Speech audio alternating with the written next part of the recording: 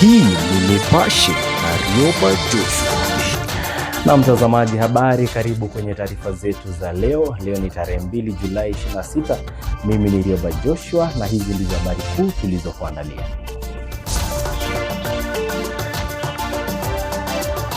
He died as a result of a single gunshot wound to the left side of the chest, and there was a lot of bleeding.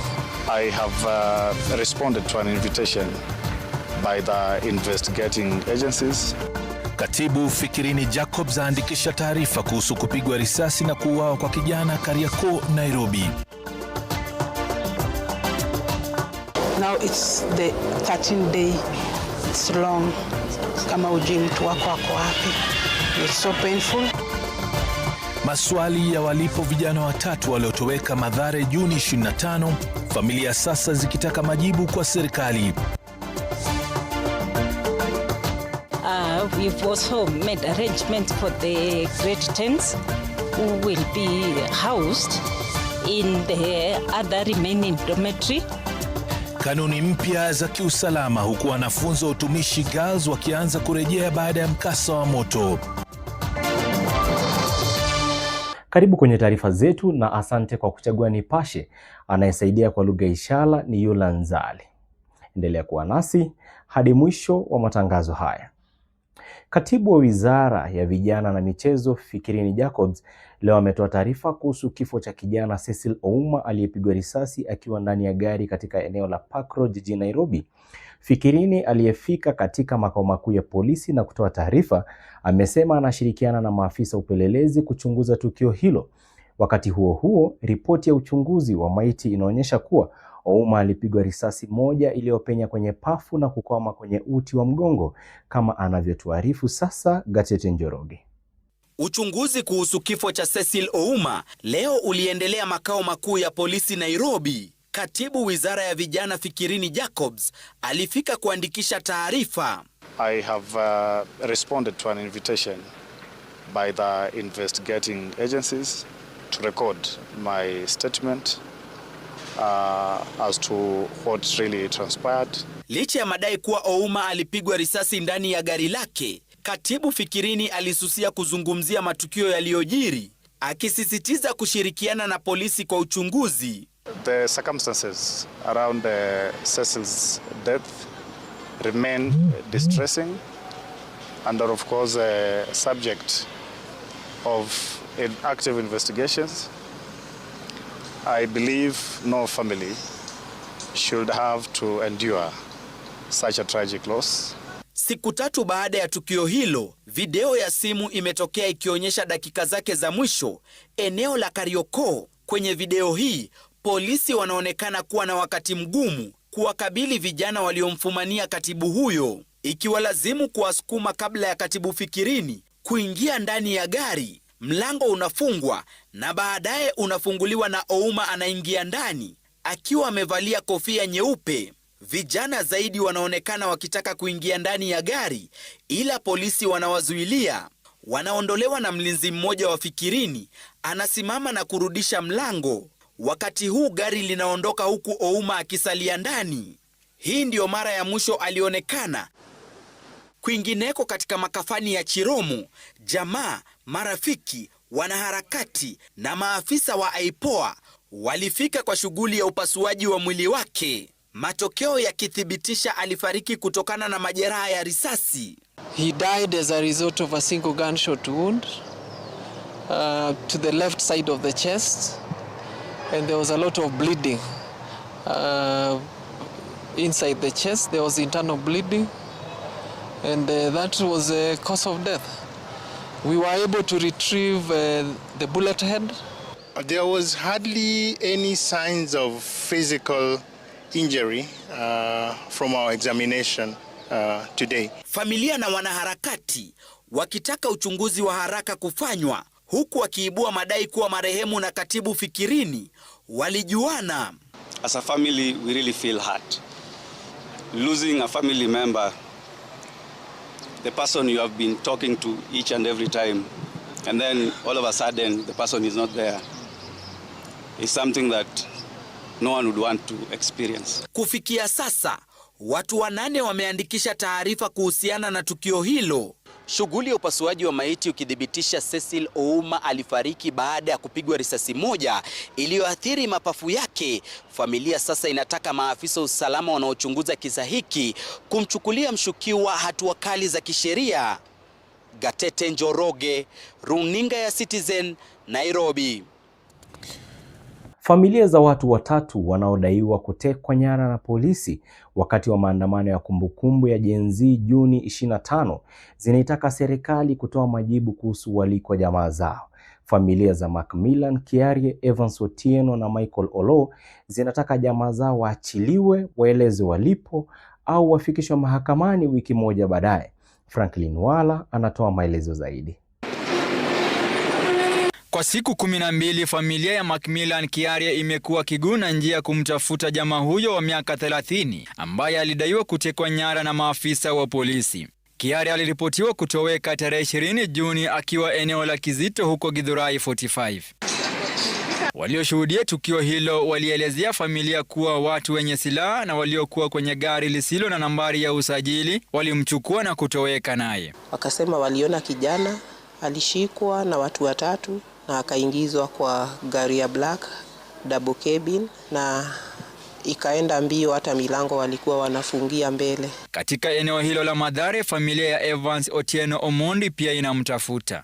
Kwa siku 10 sasa jamaa huyo hajulikani aliko. Familia inasema Evans ambaye ni mwendeshaji bodaboda alitekwa nyara akiwa kazini huko Ruai. Kisa hicho kiliripotiwa tarehe 23 Juni kituoni Ruai, ila hadi sasa hakuna maelezo kuhusu aliko. Nikaenda Kenyatta mochari, nikaenda Kenyatta kwa mawodi, sikumpata.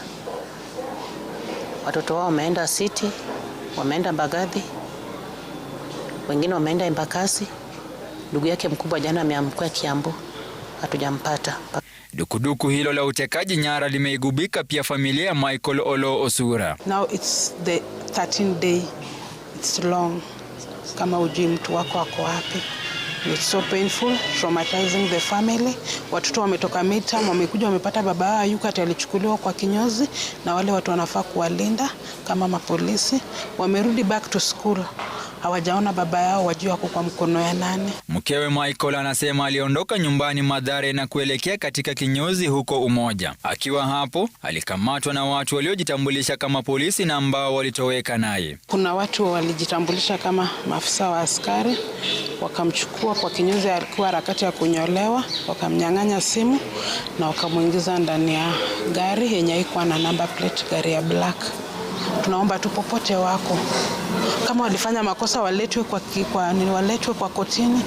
In the event any of these individuals has committed any crime or any wrong, then it is their constitutional right to be presented before a court of law.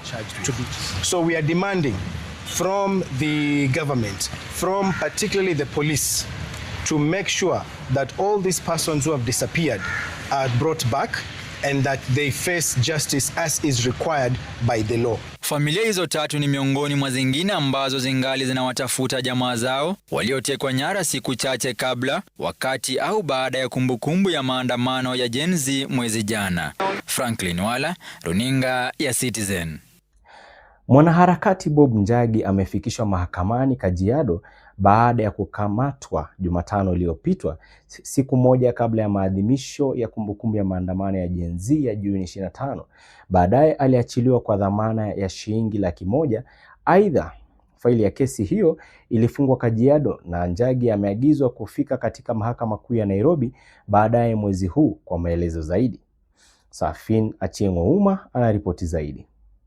Mwanaharakati Bob Njagi alirejea mahakamani siku ya Alhamisi. Njagi ambaye anakabiliwa na mashtaka ya uhaini alikamatwa tarehe 24 Juni mwaka 2026, siku moja kabla ya maadhimisho ya miaka 2 ya maandamano yaliyoongozwa na Gen Z. Idara ya upelelezi wa jinai ilikuwa imeomba siku 14 kumzuilia mwanaharakati huyo, huku uchunguzi ukiendelea ambapo mahakama iliamuru azuiliwe kwa siku 7. Njagi aliachiliwa jana kwa dhamana pesa taslimu ya shilingi 100,000 huku mahakama kuu ikiamuru aripoti kila siku kwa mkuu wa DCI eneo la Kitengela. Njagi aidha alitakiwa kufika mbele ya mahakama hii leo, ambapo hakimu mkuu Edgar Kagoni alikosoa upande wa mashtaka kwa kukosa kukamilisha uchunguzi wao kwa muda unaofaa. Cumulatively from the 25th to the 14th, on which date they are supposed to attend the High Court, those are more than 14 days the state wanted to detain to have the respondent detained. Njagi aliwakilishwa na mawakili 6 akiwemo gavana wa Siaya James Orengo, mbunge wa Embakasi East Babu Owino na seneta wa Makueni Dan Maanzo, ambao walishutumu kesi hiyo dhidi yake wakisema inakiuka haki zake za kimsingi za kidemokrasia.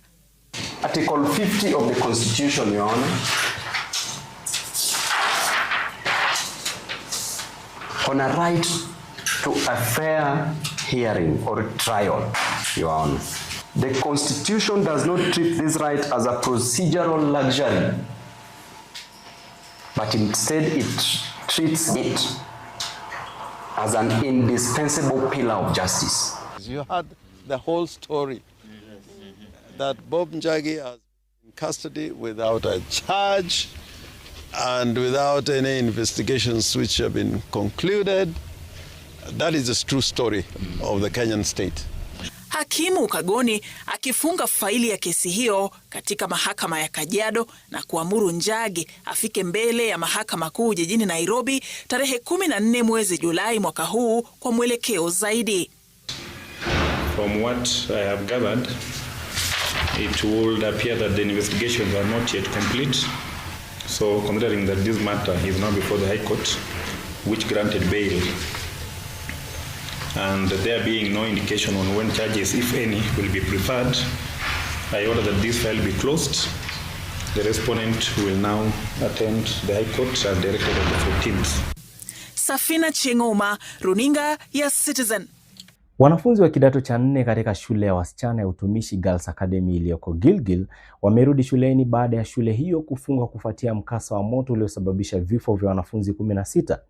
Zaidi ya wanafunzi 100 pamoja na wazazi wao wamepewa ushauri na saha walipowasili shuleni, huku uongozi wa shule ukitunga mikakati mipya ya usalama. Ben Kirui anaripoti kutoka shule hiyo.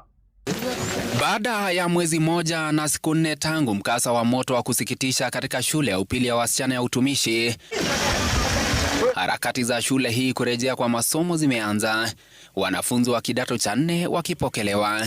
Mida ya saa 4 asubuhi, wazazi na wasimamizi wa wanafunzi waliambatana na wanafunzi wao kutoka sehemu mbalimbali. Walipofika shuleni, wanafunzi na wazazi wao kwanza walijiandikisha kabla ya kuelekea moja kwa moja kupokea ushauri na saha kabla ya kurejelea masomo. Naambia watoto wetu baada ya dhiki ni faraja, na tunajua tutakuja wakati ule tulilia, lakini tutakuja kushangilia mtihani ambao tunatarajia wafanye vizuri. I have observed the girls as they met their colleagues. They are so happy and excited. Most of them have healed. So we are praying that they moving on, they will be okay, and the teachers were here to receive them well. Bweni la Melin Waithera lililotekelezwa ghorofa ya pili likisalia eneo la uchunguzi. Usimamizi umetangaza mipango ya watakapolala wanafunzi kwa muda. Baadhi ya mikakati ambayo shule hii ya Utumishi Girls imeweka ni pamoja na ujenzi wa mabweni haya mawili ambayo wanafunzi 200 watakuwa wanalala. A lot has been put in place to make sure that all children as they come, that they find their places to learn, the tuition facilities, and also because it's a boarding school, that there are places for them to sleep. We are humbled. It's been a journey, and my daughter has gone to school, and we've inspected the place. Everything looks better, much better, and we are happy. Wanafunzi wa gredi ya 10 wanatarajiwa kurejea shuleni Jumatatu wiki ijayo. Wale wa kidato cha 3 wakitarajiwa shuleni siku 3 baadaye Alhamisi. Kufunguliwa kwa shule ya Utumishi Girls kunajiri siku moja baada ya watoto 8 wanaohusishwa na mauaji ya wenzao 16 kushtakiwa kwa kesi ya mauaji ambapo wote walikana mashtaka hayo. Ben Kirui, Runinga ya Citizen, Gilgil, kaunti ya Nakuru. Asante sana mtazamaji kwa kuwa nasi. Endelea kuchagua Nipashe, Mimi ni Rioba Joshua, tupatane siku nyingine. Asante.